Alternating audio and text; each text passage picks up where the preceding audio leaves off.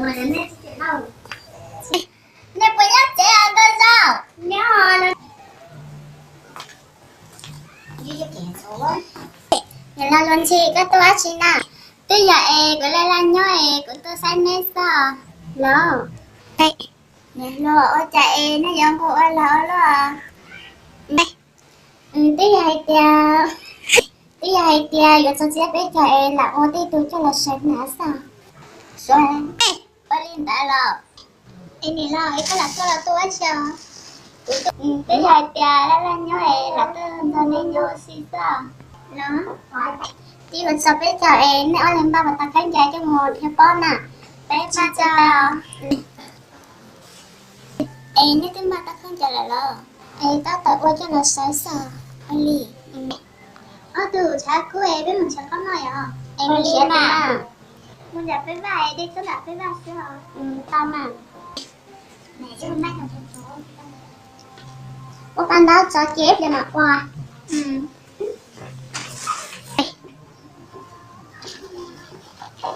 thế rồi tháo của em à这什么鸡呢？妈妈，这什么鸡呀？我靠！对，mấy lâu nhau nó nè. Đại yếu sao chỉ nhớ xin xe, tôi đã chỉ tao nè. Thế để mình sẽ bảo là cháu xe mà nhớ. Linh mà. Cha chỉ nhớ xe rồi xe là để tao bỏ lại. Sao sao của mà cho bảo là cháu ấy nào? Đọc cho lắm á. Ô, xe xe. Con lưu à? Tay lưu sơ. Ô, nó ra nó cũng có là bó. Ô, con lưu dặn hả? Ô, tao có. Cho nó là vậy bây giờ Linh nó xí à? Đây là tao thế nào? Linh nó xí à? Thì con nào?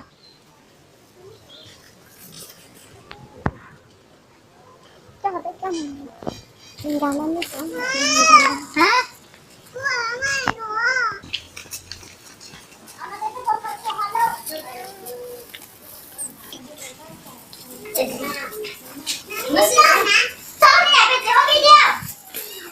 Nhà nào có mù hay bé bên chỗ chị vậy? Ơi mà. Tao mù á.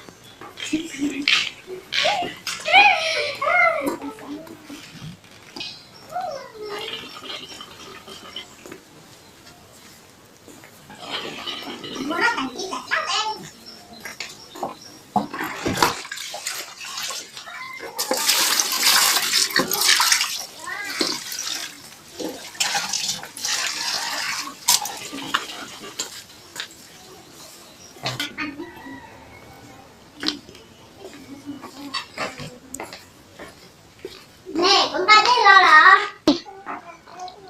Vậy nè.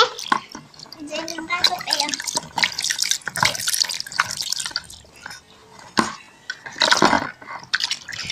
Hey, con mới lên biểu cho được cho chị sao? Oliver.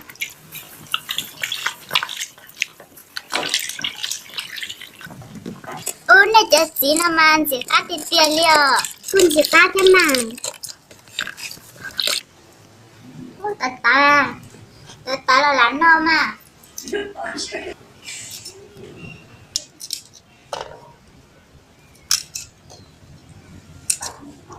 Từ ấy cho này nếu chúng ta sẽ tiền nên mình sẽ đi lúc này qua theo cũng bay mà ta chỉ mới tìm hiểu tới giờ chỉ mới cả ở lên đó rồi ta chỉ tới thời từ lúc là chỉ tao sờ xưa năm mà chỉ mới nước tao sờ ở lên mà ấy con này cô phải đã đắt tôi chỉ mới tìm hiểu cô liền sao đi con mà tới này mình giống như sao ở liền ở bên nào chị ở liền你这里有那个不急啊我了妈妈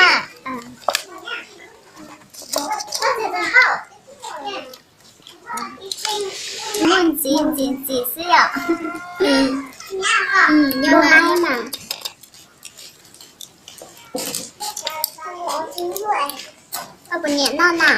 nhà họ bố thảo na bên những tiệm bên lớp con rồi mà bên mùa giữa là nó mà ăn hay họ đi nào cái mà ô mấy lọ nó tiền là bé xí nó cả chắc nó tàn á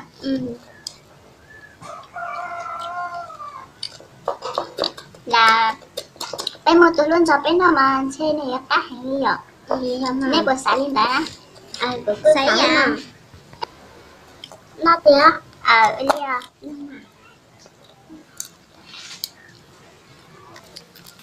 đi bé chỉ nói các cái cũng bắt xuống với nó đi đi mà nên nhớ nè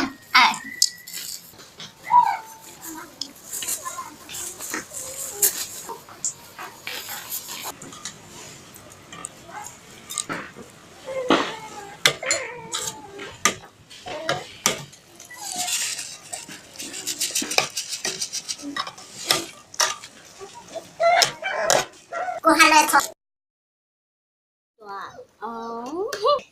cô hả con là con do tôi xin nè em cứ bao số đấy nó những ba chục số đấy nó đấy mua được không lửa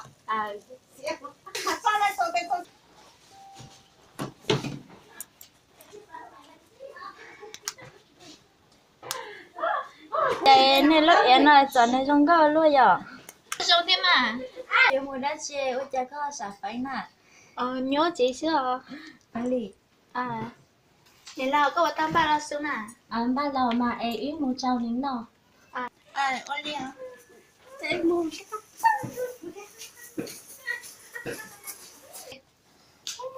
cha chào cô luôn đi này kinh luôn thế lục sao để nó có tao mỏ nhà lo nếu của tao mỏ nè cái của tao mà cái này vấn đề luôn thay plát thầu của tao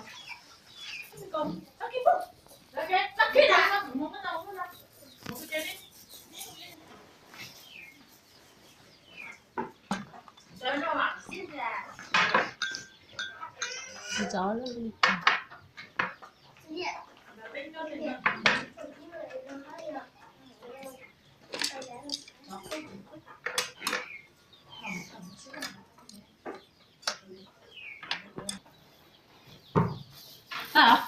mình luôn làm gì muốn nó mò mình luôn nào muốn nó mò muốn đi được chưa nhưng mà nó mò nhưng mà thế này nào phải món nào nó mò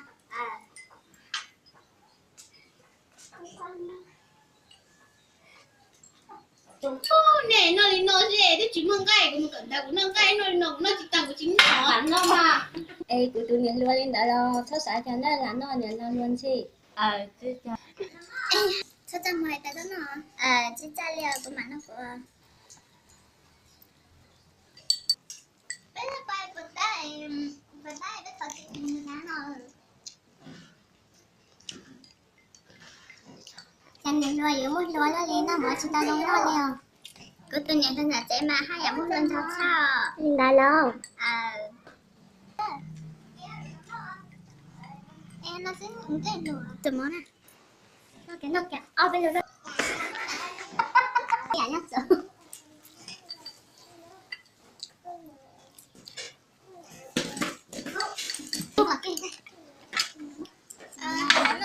em nó cha là hai món đâu mà nó cha là em cái màn xài nó đúng rồi cái món sữa nó được cái món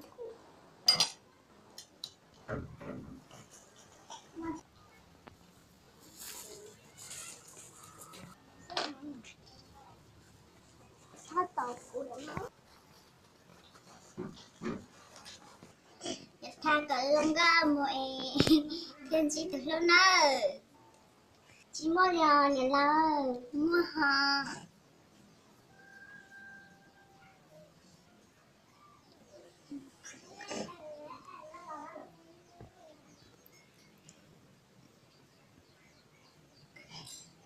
tao cả chỉ tao hồi chỉ cho nên tao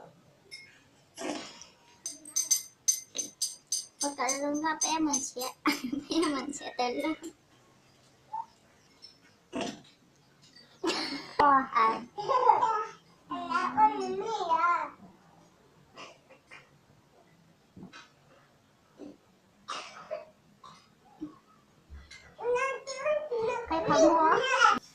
này là này có tao tao mà yeah chắc lúc xài cái môi à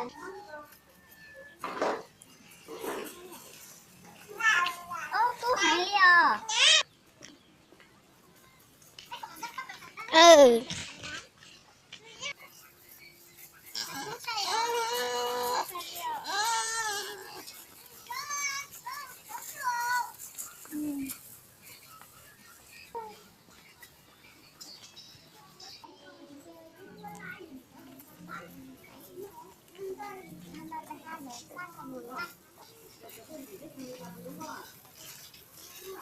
nhà nuôi có mua lại bên nhau bên khu vực xe bên nhau có liều chỉ có nhỏ cũng một chín đấy cũng được cái lò chị mua cho xe cả tay một cái bên nhau có lò xe bên à một cái cho xe cho online nè mua liều em mua đây nữa lò ít sao có cho nó xe có mà lên mua cho xe khai nè chị này mà nhớ chị mua một cho xe chị hôm nay khai yêu thế nào mua liều ta có cho cái này em mua trong đó mua trong có mua liều nhưng mà nhớ rồi bye bye